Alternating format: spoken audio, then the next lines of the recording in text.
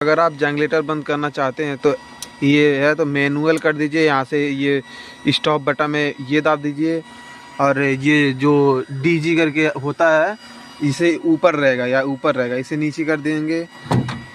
और उसके बाद ये जो होता है प्लग, इसमें ऐसे चारों लगा रहेगा, इसे निकाल देना है बाहर।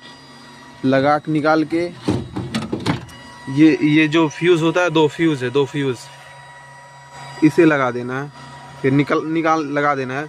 उसके बाद अलार्म जब लगाना रहेगा तो फिर आपको हम बताएंगे।